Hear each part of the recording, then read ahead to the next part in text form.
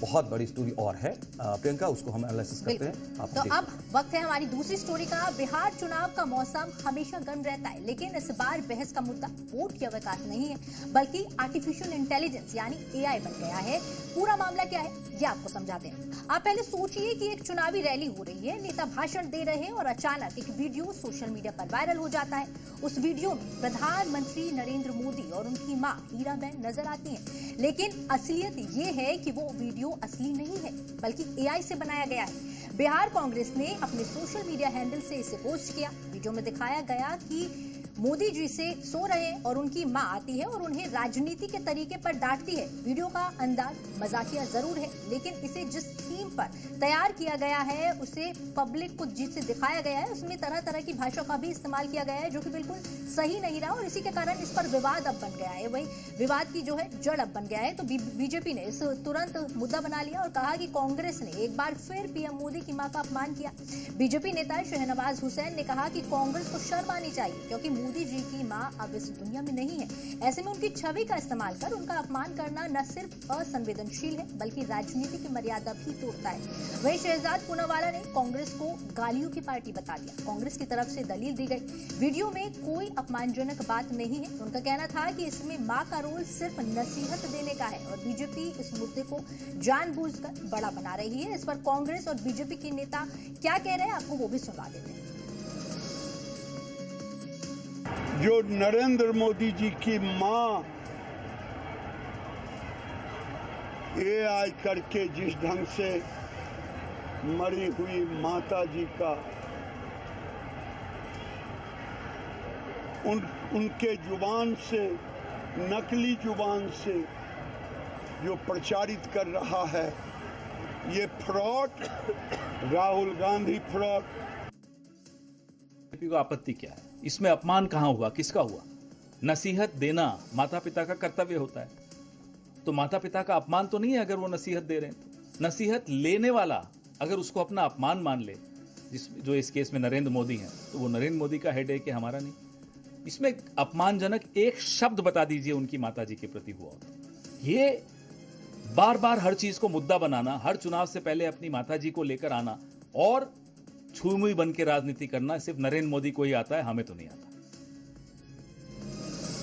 तो देखिए, इस विवाद ने चुनावी राजनीति को और भी तीखा कर दिया है। पहले दरभंगा में राहुल गांधी की वोटर अधिकार यात्रा के दौरान भी मोदी जी और उनकी मां पर अपमानजनक टिप्पणी का मामला सामने आया था, जिस पर प्रधानमंत्री खुद भावुक होकर बोले थे कि मेरी मां का राजनीति से कोई लेना देना नहीं था, फिर भी उन्हें गालियां दी गई। अब वही मुद्दा एआई तकनीक की वजह से फिर से सुर्खियों में आ गया है। ये साफ हो गया है कि एआई अब राजनीति में भी हथियार की तरह इस्तेमाल हो रहा है, कभी प्रचार के लिए, कभी मजाक उड़ाने के लिए और कभी छवि खराब करने के लिए। तो इस मुद्दे पर अब राजनीति जो है वो गर्माती जा रही है लगातार। और एआई के गलत इस्तेमाल की ये समस्या, आपको बता दें, सिर्फ नेताओं तक सीमित नहीं है। बॉलीवुड की दुनिया, खेल जगत और सोशल मीडिया इन्फ्लुएंसर सब इस मुसीबत से जूझ रहे हैं। आजकल आप सोशल मीडिया पर अक्सर देखते होंगे कि किसी बड़े स्टार की कोई तस्वीर वायरल हो गई जिसमें वो किसी अजीब हालत में दिख रहे हैं, लेकिन जब आप गहराई से देखते हैं तो पता चलता है कि वो तस्वीर नकली है, उसे एआई से बनाया गया है।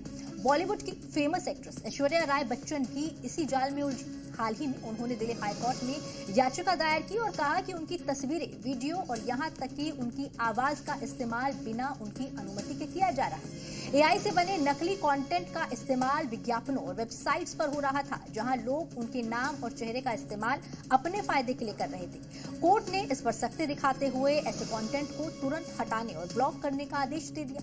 ये सिर्फ ऐश्वर्या राय तक सीमित नहीं था, हॉलीवुड में भी ऐसी शिकायतें आम हो चुकी हैं। हॉलीवुड की कई हीरोइंस ने कहा है कि उनकी नकली अश्लील तस्वीरें बनाई गई और इंटरनेट पर फैलाई गई।